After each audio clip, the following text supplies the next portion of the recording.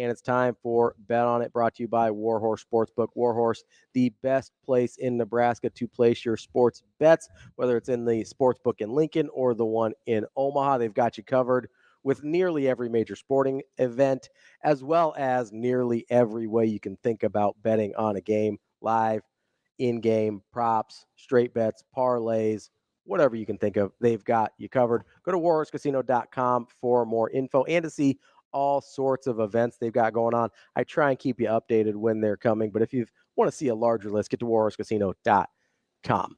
Wanted to continue our conversation about the quarterbacks here for a second. You want to bet on it? Yeah, I would like to bet on it because there's not a lot of guys that I would bet on as being successful regardless of their situation. So I just think the only reason I got into this is because Sam Darnold had one of the highest grades coming out of any quarterback almost since Peyton Manning. As a prospect, he was incredible. Right? But for whatever the reason, it's whatever the reason. The Jets, that's the reason. So it just got me, I mean, I'm higher on Kirk Cousins than most. Like there's just quarterbacks that I gravitate towards it. What situation did Kirk Cousins go into?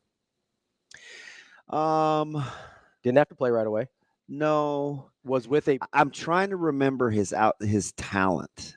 Oh yeah, I don't remember how he was graded, but I'm talking about his situation in the NFL. So didn't have to play right away because they had RG3. They was in the same draft class. And who was his offensive coordinator there? Kyle Shanahan. Yeah. Pretty good offensive mind to be with, right? Yeah. So Kirk Cousins, I don't know. I don't remember what his eval was. I think they looked at him as a career backup probably based on where they drafted him. But in a really good situation where didn't have to play right away, got to learn, got to sit, and was with a really good offensive coordinator. Kirk Cousins was in a really good position to be successful, and that, I think, can launch your career. I don't know if that's a hot take, but I'm not sure I disagree. Did Patrick Mahomes bit fortunate being with Andy Reid? Yes, 100%. Can you imagine him with the Bears? Can you imagine him with the Bears? I get it. But there are some guys that are really good that I think are totally situational. Like Brock Purdy. Lamar Jackson. Lamar Jackson's even better. Yeah, I mean, multiple MVP. I think Lamar Jackson is particular. You have to be very specific with what you ask him to do. I'm going to give you one. Yeah. And this may be a hot take. Okay. I think he's better than we think, and I think he's darn near thrived, if not at minimum come out of the back end of some weird situations. Who? Baker Mayfield. Ooh, that's a good one. He's been in some terrible spots, terrible situations. I mean, obviously the Browns are the Browns, right? But even if you want to go as far as there was a time, wait, the second to last year in Cleveland, we thought he was going to be pretty good. Yeah. I mean, we thought he was going to be pretty good pretty early in Cleveland. So I think Baker Mayfield is he's been good in Tampa. Is better than. How about how he made the little mini run for a terrible Rams team? See, that's what I was going to bring up as maybe the most impressive thing about him not being situationally dependent. At not that just time, that was junk. He played on being on the team for 2 days. No, I know. That's unbelievable. No, I know. It's what we freaked out when Christian McCaffrey did it for the 49ers. That's a running back. It's early for this guy, but I'm tempted. Okay. What about CJ Stroud? See, that's a guy I think about a lot because we thought that situation was horrifying when he got drafted there. I thought it was horrifying when DeMeco Ryans went to coach there. I did too. Everybody did. We were like, that's one of the worst situations. He's pretty good. That's a guy that, out of this group of young guys right now, if there's a guy that's not situationally dependent, I would point to CJ Stroud. I think Kyler Murray is in that group. He lost his stud. Yeah. Kyler Murray's interesting. He's hard to. I guess it's still early, but he's pretty good. He is pretty good. He's hard to figure out though because we've seen kind of so many different versions of him. It feels like. Let me give you one. Okay. Joe Burrow. Joe Burrow's tough. Do we think he went to a good situation in Cincinnati? Remember, Joe Burrow is the guy that we said under 25 lock stock was the guy we'd take. that wasn't named Patrick Mahomes. Yeah, that's my guy. Like out of like right now, health is obviously a concern, but out of the guys that is it still? Yeah. Okay. Health is still my only concern with Joe Burrow. I think he's incredible, but I don't know I can't definitively say he'd be successful anywhere. I lean towards yes because I don't think we were enamored with that Cincinnati situation when he went there.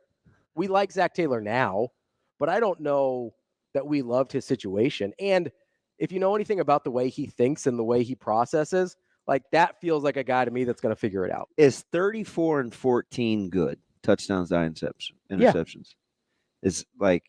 Is it good? Is it really good? I would say it's good. It's a little high on the interceptions that I'd like, but it's good. It's more than a 2-to-1 ratio. So his two best years were 34-14 and 35-12. Yeah, I mean 2.5 to 1 to close to 3 to 1 is. When you look at those numbers, are you like, ooh? I wish top upper echelon, like lock that guy up. Not based on numbers. Anybody not named Patrick Mahomes, I'm taking. Not based on numbers alone, no. Based on how I see him play, yes. It's eyeballs for me on Burrow. Yeah, because I'm not going to give that much pushback. Like if you just give me the numbers, but I listen to guys like Canty like sell their stock on Burrow. My only concern this was just the other day. My only concern on Burrow's health. If he can stay healthy, I still think he's exactly who I think he is. Because we don't think Burrow was better than Brady at LSU.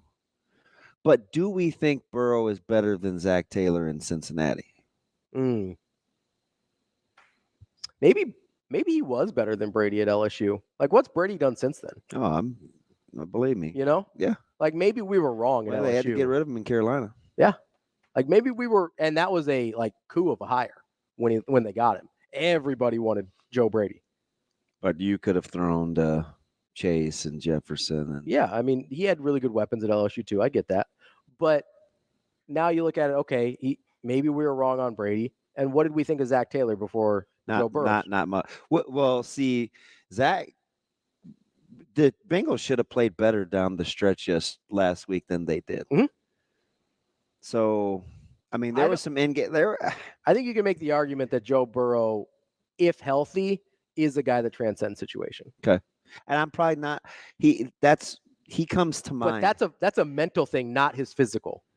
He's good physically. He does come to mind, but I am concerned about him. But you know what? I do think he can. I do think he can overcome his situation. Yeah, I do too.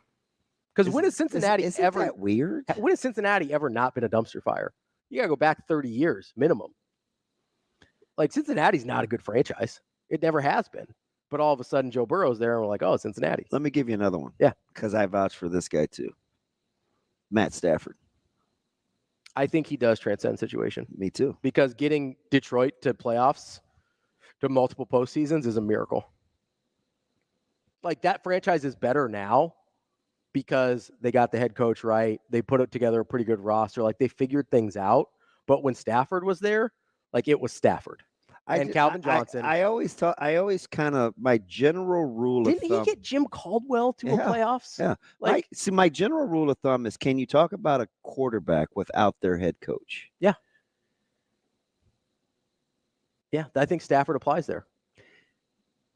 I think Troy Aikman applies. I think Baker Mayfield applies. I think Kyler Murray applies. Why don't I think Brady and Mahomes do, even though they're the poster children for great quarterbacks? And they're the best of that group in terms of play and you could argue talent, and maybe not talent with Brady. I think Brady's a good talent. He's not a... I think Mahomes is clearly the best player in the NFL. Oh, God, it's not close. I don't think it's close. If you would trade... But I still associate him a little bit with Andy Reid. 100%. 100%. Patrick Mahomes will never know because it played out the way it played out. But it may not be important because there's a reason. He's so good.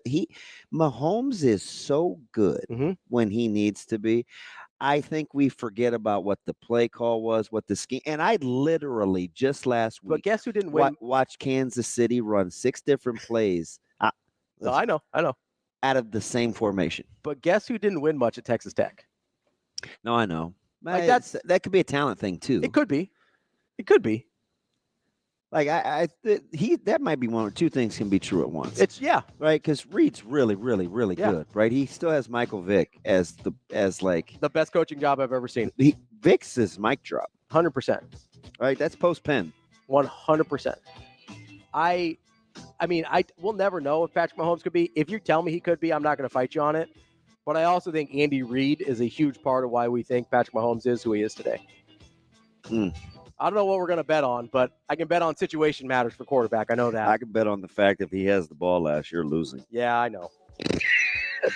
Twice now. I do know that. Twice now.